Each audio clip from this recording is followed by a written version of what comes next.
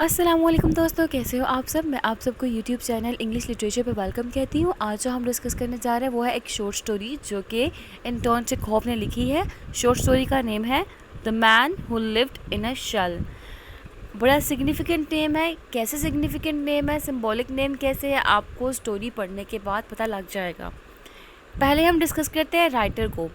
Anton Chekhov जो है ना, वो 1860 में ना रशिया में पैदा हुए थे। बेसिकली एक रशियन राइटर हैं और 1904 में जर्मनी में इनकी डेथ हो गई थी। अब क्या हुआ था कि ये जो शॉर्ट स्टोरी राइटर भी हैं, ये प्ले राइट भी हैं, फिजिशियन भी हैं और इनको one of the greatest short story writers in the history माना जाता है ऑफ द वर्ल्ड लिटरेचर। ठीक है, literature around the world. Chekhov जो है ना, इन्होंने एज अ डॉक्टर भी काम किया और एज अ लिटरेरी करियर भी इन्होंने काम किया। अब क्या हुआ है कि इनकी एक लाइन है वो मुझे बड़ी पसंद है। वो कहते हैं, medicine is my lawful wife and literature is my mistress. ये इनकी लाइन मैंने यहाँ पे कोट की है। अब ये जो लाइन है ना, ये रेफ़र करती है, क्या रेफ़र करती है कि इनकी सिंसियरिटी दोनों के साथ, ठीक है, मेडिसिन के साथ भी और लिटरेचर के साथ भी, क्योंकि इन्होंने दोनों के साथ जस्टिस किया है। अगर लिटरेचर की बात करें तो बहुत अच्छा लिटरेचर प्रोड्यूस किया है इन्होंने। अगर मेडिसिन की बात करें तो इन्होंने अपनी फील्ड के अंदर, डॉक्टरी के अंदर बहुत ही अच्छा काम करके दिखाया है। ये 17 साल के थे जब इन्होंने फर्स्ट ट्रेजेडी लिखी थी। उस ट्रेजेडी का नाम था द बेट। ये शॉर्ट स्टोरी थी, ठीक है। अब ऐसा है कि जब इनके फादर थे ना, इनके फादर क्या थे, एक सर्व थे, एक पीजेंट थे। स्पेलिंग मिस्टेक है मेरी, ठीक कर लीजिएगा। पीजेंट थे, एंड पे टी आएगा। तो वो जो सर्व थे, जो पीजेंट थे ना, अब आपको पता होगा रशियन हिस्ट्री के मतलब बैकग्राउंड में क्या था। उसके बैकग्राउंड में ये था कि जो रशिया था वहाँ पे जो वर्कर्स थे, यानी कि जो पीजेंट्स थे, उनको एक्सप्लॉइट ही किया जा रहा था। वो तरक्की नहीं कर पा रहे थे। गरीब को गरीब से गरीब तर किया जा रहा था और अमीर अमीर से अमीर तर होता जा रहा था। तो वहाँ पे जो सर्व्स थे उनको एक्सप्लॉइट किया जा रहा था। अब जब सर्व्स को बहुत ज़्यादा एक्सप्लॉइट किया जा रहा था तो उनमें उनके फादर भी इंक्लूड थे। फिर इन सर्व्स ने मिलकर इकट्ठे होकर एक मूवमेंट स्टार्ट की और वो मूवमेंट जो थी रशियन रेवोल्यूशन के अंदर बड़ी जानी मानी मूवमेंट है सर्वडम की, कि उन्होंने अपने हक़ का मुतालबा करना शुरू कर दिया और इंडिपेंडेंस के लिए उन्होंने स्ट्रगल करना शुरू कर दी। ठीक है, तो उनमें से जो इनके फादर हैं वो भी एक है जिन्होंने इंडिपेंडेंस के लिए स्ट्रगल की। इनके पास एक शॉप थी, ठीक है, जो कि फादर चला नहीं पा रहे थे, जो बाद में लेटर ऑन आना यहाँ पे चेखोव जो है उन्होंने उसको रन किया था और वो शॉप चेखोव जो है वो चलाने लग पड़े थे। अब होता क्या है कि इनकी फैमिली की सूरत हाल बहुत ज़्यादा नाजुक है। फाइनेंशियली बड़ी प्रॉब्लम फेस करना पड़ रही है इनको ना। तो अपनी फैमिली को सपोर्ट करने के लिए इन्होंने सबसे पहले शॉर्ट स्टोरीज़ लिखना शुरू की थी और वो लिख के अपने नाम के साथ पब्लिश नहीं करवाई थी, उनको बेचा था। ठीक है, जो मोस्टली इनकी शॉर्ट स्टोरी थी ना, ये लिख कर शॉर्ट स्टोरीज़ को बेचा करते थे। ये हो गया थोड़ा सा इनका बैकग्राउंड। अब हम डिस्कस करते हैं स्टाइल को। तो स्टाइल इनका डिस्पैशनेट है, नॉन जजमेंटल ऑथर हैं, lack of critical social commentary है इनके वर्क्स के अंदर। अगर हम अब डिस्कस करते हैं इनके शॉर्ट स्टोरी को, जो हमने पढ़नी है वो है short story the man who lived in a shell, जैसा कि ऊपर नेम मैंने यहाँ पे मेंशन किया है। इसकी करैक्टर लिस्ट को हम देखते हैं। जो सबसे पहला करैक्टर इस शॉर्ट स्टोरी के अंदर आ रहा है वो है बेलिकोव का। बेलिकोव एक ग्रीक लैंग्वेज का टीचर है। Strange irony, Greek language, Greek तो डेड नहीं है, इन्होंने एक डेड लैंग्वेज का टीचर यहाँ पे क्रिएट कर दिया। ठीक हो गया। ये जो ग्रीक लैंग्वेज का टीचर है ना, बेसिकली ये क्या है, ये बैचलर है ऑफ 40 ईयर्स ओल्ड, शादीशुदा नहीं है, सिंगल है। और ये द मैन है who lives in a shell, जो शेल में रहता है। ठीक है, अपनी इर्द गिर्द की एक बाउंड्री क्रिएट की हुई है, उसी बाउंड्री के अंदर रहता है, उसे निकलना पसंद नहीं करता। और ये जितनी भी चीज़ें होती हैं सारी की सारी एक केस में रखना पसंद करता है। इसका कमरा जो है वो एक बॉक्स की तरह का है जहाँ पे ये रहता है और ये हमेशा आइसोलेटेड रहता है, तन्हा रहता है। ये बहुत स्ट्रेंज आदमी है क्योंकि ये ना डिस्टर्ब होता है इवन के सोसाइटी के अंदर कोई स्मॉल चेंज आ जाए या किसी की पर्सनैलिटी के अंदर कोई स्मॉल चेंज भी आ जाए ना, इसको बड़ी डिस्टर्बेंस फील होती है। क्योंकि जो चेंज होता है ना, इसको चेंज नहीं पसंद। ये इसको जो है ना लाइक डेवलपमेंट नहीं पसंद, इसको ट्रेडिशनल व्यूज़ पसंद है, शुरू से जो चलता आ रहा है वही एंड तक रहे, इसको ये सब कुछ पसंद है। ये ऐसे का करैक्टर है। ये सोशेबल भी है और साथ ही साथ जो है ना, इसको लोगों से मिलना पसंद भी है। ठीक है, मीटिंग पीपल इसको पसंद है, लेकिन इसकी रूटीन जो है बड़ी स्ट्रिक्टली डिसिप्लिन्ड है और ये कभी भी जो है ना अपनी लाइफ के अंदर वेराइटीज़ को एंटर नहीं होने देता और चेंजेस को एंटर होने नहीं देता, क्योंकि इसको चेंजेस मैंने आपको बताया पसंद ही नहीं है। और इसका बेडरूम जो है is small like his mind and thoughts, इसकी सोच की तरह इसका बेडरूम भी छोटा सा है। अगला करेक्टर है हमारे पास वरिया का। वरिया सेकंड करेक्टर है और बहुत ही इम्पोर्टेंट करेक्टर है ये भी। ठीक है, ये जो है ये बेसिकली सिस्टर है एक न्यू स्कूल टीचर की, यहाँ पे न्यू आना है। ठीक है, अब वो जो न्यू स्कूल टीचर है ना, वो बेसिकली हिस्ट्री का टीचर है और वो जो है, जो हमारे पास पर्सन था बेलिकोव का, ठीक है, उस पर्सन के स्कूल के अंदर उसकी भी जॉब हुई है। ठीक है, उसने भी आके वहाँ पे हिस्ट्री पढ़ानी है। और क्या होता है, हर कोई सोचता है कि जो वरिया और बेलिकोव है ना, इनका एक कपल का गुड मैच बन सकता है। ठीक है, और वो चाहते हैं, जितने भी लोग हैं चाहते हैं कि वरिया और बेलिकोव जो आपस में शादी कर लें। अब क्या होता है, आहिस्ता आहिस्ता जो है ये बहुत ज़्यादा क्लोज़र हो जाते हैं एक दूसरे के, लेकिन एक दूसरे को ना बहुत ज़्यादा डिफरेंट फाइंड आउट करते हैं एक दूसरे से। क्यों? क्योंकि वरिया जो है उसको चेंजेस पसंद है। ठीक है, लेकिन जो हमारा करेक्टर बेलिकोव है उसको किसी भी किस्म की चेंजेस पसंद ही नहीं है, तो इसलिए काफ़ी डिफरेंट होते हैं एक दूसरे से। वरिया जो है वो 30 ईयर्स ओल्ड की है, बहुत टॉल है, नॉइजी है और इसको स्पिरिट ऑफ लाइफ पसंद है, इसको मोहब्बत है स्पिरिट ऑफ लाइफ से। ये एक रिच फैमिली से बिलोंग करती है, लेकिन इसके पास जो फीलिंग्स है बहुत सिंसियर फीलिंग्स रखती है। She wants variety as she is sick of the life she is spending with her brother. उसको वेराइटीज़ पसंद है अपनी लाइफ के अंदर ना। अगला करेक्टर है हमारे पास कैवलिनको। कैवलिनको जो है वो यंगर ब्रदर है। अगेन मिस्टेक, यहाँ पे मैंने न्यू लिखना था। ठीक है, ये न्यू टीचर है हिस्ट्री का स्कूल के अंदर, जहाँ पे बेलिकोव ऑलरेडी पढ़ा रहा है।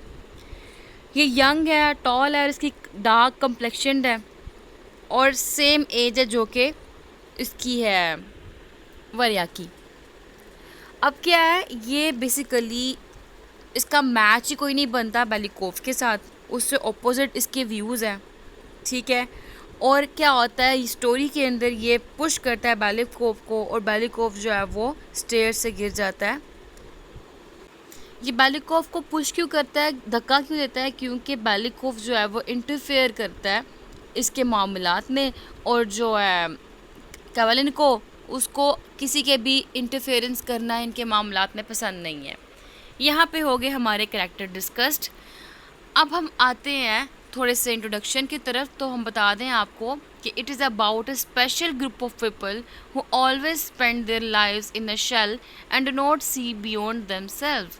ठीक है, इनकरेजेबल पीपल होते हैं ऐसे लोग जो कि सिर्फ और सिर्फ खुद की मानते हैं, खुद की करना जानते हैं और वो खुद को एक शेल में ही रखते हैं। मीन्स टू से उनको लगता है कि बस वो खुद ही ठीक है और जो वो कह रहे हैं वो सब कुछ ठीक है। ठीक है, ऐसे लोग बड़े इनकरेजेबल होते हैं। और ये जो स्टोरी है the man who lived in a shell, इसी किस्म के एक बंदे के बारे में स्टोरी है। इसके अंदर जो राइटर ने टेक्निक यूज़ की है ना, एक टेल विद इन टेल की टेक्निक यूज़ की है, जिसका मतलब क्या है, एक कहानी के अंदर दूसरी कहानी, यानी कि दो लोग हैं, आगे डिस्कस करेंगे हम लोग, बर्किन और इवान। ठीक है, और ये दोनों इकट्ठे बैठे हुए हैं, इनकी कहानी चल रही है और इस कहानी के अंदर जो बर्किन है वो स्टोरी नरेट कर रहा है इवान को। ठीक हो गया, अब स्टार्ट करते हैं अपनी स्टोरी को। The man who lived in a shell और the man in a case. ठीक है, ये दोनों नेम है इसके। अब क्या है, ये जो the man who lived in a shell और the man in a case, ये जो स्टोरी है ना, ये एक नैरो माइंडेड स्कूल टीचर की है जिसका नाम बेलिकोव है। और ये नरेशन कौन कर रहा है इस स्टोरी की? It is narrated by Burkin. और किसको बता रहा है? A fellow teacher. इसका एक फेलो टीचर है जो इसका फ्रेंड भी है, उसका नाम है इवान। ठीक हो गया, उसको ये स्टोरी बता रहा है।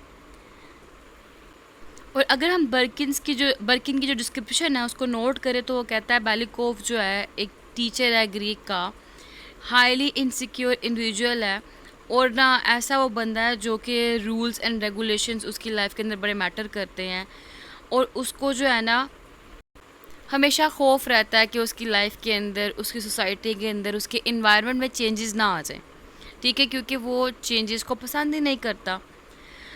अब बात होती है उसकी ड्रेस की, तो वो कहता है कि इसका ड्रेस किस तरह का होता है, इसने गैलोशेस पहने होते हैं और हैवी कोट पहनना होता है, इवन कि जो वेदर होता है ना बड़ा गर्म ही क्यों ना हो, ये तब भी वो हैवी कोट ही पहन के रखता है, वही ना, क्योंकि इसको चेंजेस पसंद नहीं है। इसीलिए बेलिकोव जो है बेसिकली खुद को हमेशा आइसोलेट रखता है, उसको अकेला रहना पसंद है, इंट्रोवर्ट काइंड ऑफ पर्सन है, और ख़ुद को ना वो जो आउटसाइड वर्ल्ड है ना उससे भी वो बचा के रखता है। अब क्या होता है, unfortunately for his colleagues Belikov constantly strive to impose his own paranoia on everyone else. क्या होता है कि ये बंदा जो है ना बेलिकोव, जितने भी इसके कोलीग हैं ना उसके उनके ऊपर अपने व्यूज़ को झाड़ने की, अपने व्यूज़ को इम्पोज करने की कोशिश में लगा रहता है। कहता कुछ भी हो, कोई रेगुलेशंस के अंदर डिस्टर्बेंस हो जाए, बेलिकोव ना अपना क्रिटिसिज्म करना नहीं छोड़ता, ठीक है, वो हर एक को क्रिटिसाइज़ करता ही रहता है किसी ना किसी वे में, अपने ओपिनियंस देता ही रहता है किसी ना किसी वे में ना। फिर बर्किन रिकाउंट करता है कि ना सिर्फ जितने स्कूल के टीचर्स थे ना उनको बेलिकोव से खौफ आता था, बल्कि पूरा टाउन बेलिकोव से डरता था, ठीक है। कितनी ख़तरनाक पर्सनैलिटी है ना, कि ऐसी पर्सनैलिटी जो हर एक के ऊपर क्रिटिसिज्म करती रहती है, क्रिटिसाइज़ करती रहती है, और उसके बाद क्या है, जाहिर सी बात है ऐसे लोगों से ना खौफ ही आता है कि इसका काम तो यही है कि इसके पास बैठ जाओ ज़रा, इसने बातें लगाना शुरू कर देनी है। तो वही सिस्टम इसके पास है। बेलिकोव जो है ना वो ऐसा बंदा, पूरा माशरा ही उससे डरता है कि भाई इसके तो काम ही यही है कि इसने क्रिटिसाइज़ ही करना है हर टाइम पे, इसने किसी और की सुननी नहीं है, अपने मशवरे दे ही जाने हैं। तो यही काम करता था बेलिकोव। अब ना ऐसा होता है कि ना इसके स्कूल के अंदर ना एक नया टीचर है, मिखाइल कोवालेंको, ठीक है, वो आया है। अब वो जो इसके स्कूल में आता है ना तो अपने साथ अपनी सिस्टर वरिया को भी लेके आता है, बड़ी चीयरफुल है, लाइवली है, ठीक है, उसको भी अपने साथ लेकर आता है। वो जो वरिया को लेके आता है ना, थोड़ा सा ही टाइम गुजरता तो हर कोई कहने लग पड़ता है बेलिकोव और वरिया को शादी कर देनी चाहिए, इनका मैच बहुत अच्छा है। अगर वरिया की शादी बेलिकोव से कर दी गई ना तो जो बेलिकोव की नेचर है ना वरिया के ऑपोजिट, वो बिल्कुल चेंज हो जाएगी। बेलिकोव भी एक अच्छा इंसान बन जाएगा, जैसे वरिया है, वरिया चेंजेस पसंद करती है, वरिया कमेंट्री नहीं करती किसी की लाइफ के अंदर। तो बेलिकोव जो है उसकी आदत है हर एक के बंदे के अंदर ना टांग अड़ाने की लाइफ के अंदर ना। तो कहता है कि वरिया की और बेलिकोव की शादी कर देनी चाहिए, हर कोई यही बात कर रहा होता है। और बेलिकोव को भी ना वरिया पसंद आती है, तो वो भी उससे ना मतलब शादी के मौजू पे कोई ना कोई बात करता रहता है। लेकिन अब जहाँ पे इनका मैच की बात की जाए वहाँ पे इनके व्यूज़ में क्लैश भी था, इनके डिफरेंट व्यूज़ थे। राइटर का कहना ये है, जो हमारा नरेटर है, कि अगर इसके व्यूज़ एक्सपोज ना होते, जैसे कि जो ऑपोजिट है वरिया से, तो इनकी शादी हो जानी थी। लेकिन इनकी शादी नहीं होती क्योंकि डिफरेंट व्यूज़ की बेस पे। अब ऐसा होता है कि ना someone in the town draws a caricature of Belikov in his galoshes and umbrella with Varya on his arm. और ये जो कैरिकेचर होता है ना, फिर ये कैरिकेचर सब टीचर्स के पास, ऑफिशियल्स के पास भेजा जाता है। बेलिकोव जो है ना बड़ा डिसअपॉइंट फील करता है इस बेस पे, ह्यूमिलेटेड फील करता है, एंग्री फील करता है, ठीक है। और बेलिकोव जो है ना सून आफ्टर क्या करता है, देखता है कि जो वरिया है ना वो अपने भाई, ठीक है, मिखाइल के साथ जो है ना, मिखाइल कोवालेंको ना इसके साथ ना साइकिल पे जा रही है, बाईसाइकिल पे जा रही है।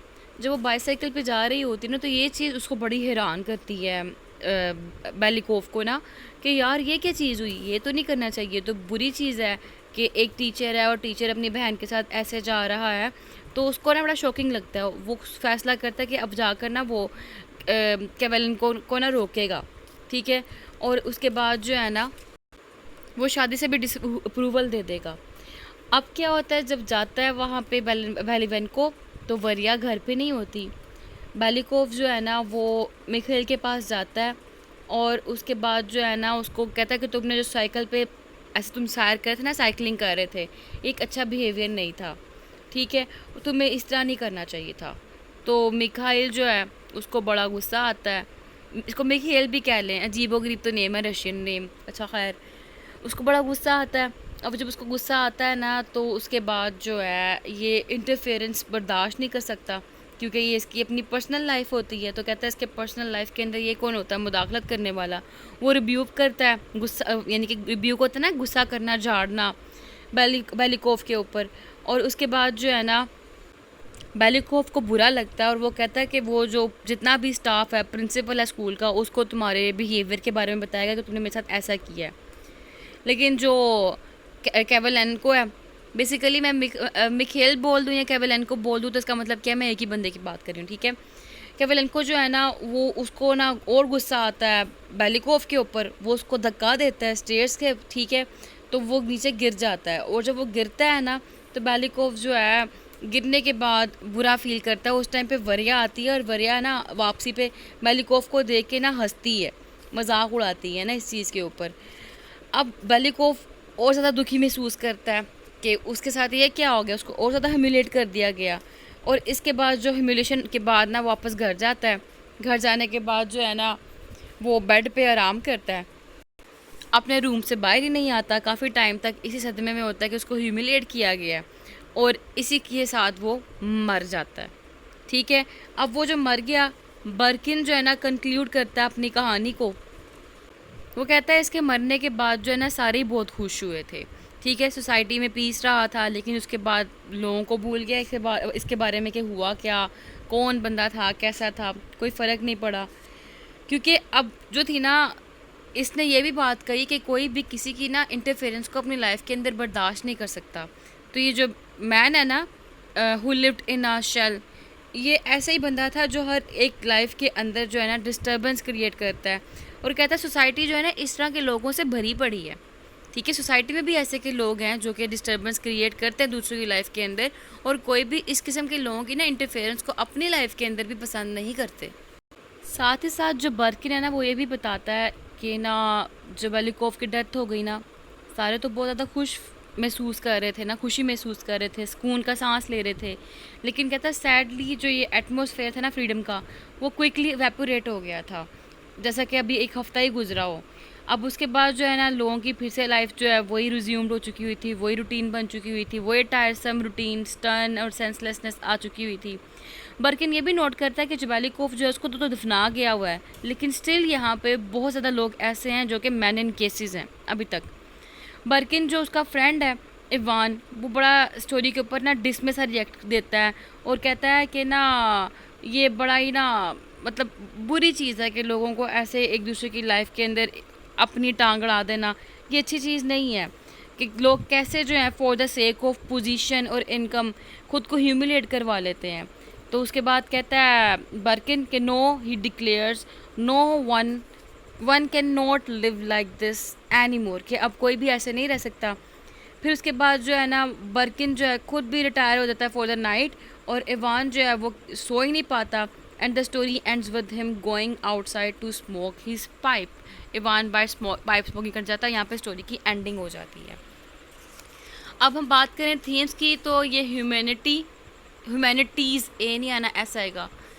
Essential need to be free from tyranny and coercions, isolation, freedom, ठीक है, ये इम्पोर्टेंट थीम है। मैंने नीचे कोटेशन भी डाल दिया, ये देख लीजिएगा, बड़ी अच्छी कोटेशन मुझे लगी थी। साथ ही अगर हम स्टाइल की बात करें तो इसमें number of structural and thematical elements आए हैं हमारे सामने, और फ्रेम टेल आई है। फ्रेम टेल ऐसी टेल होती है जिसके अंदर एक करैक्टर जो है ना वो रिलेट करता है पर्सनल एनेक्डोट को दूसरे करैक्टर के साथ, ठीक है। यहाँ पे हमारी हुई स्टोरी ख़त्म। Thank you so much for watching this video. Please subscribe our channel. दुआओं में याद रखिएगा। अल्लाह हाफिज़।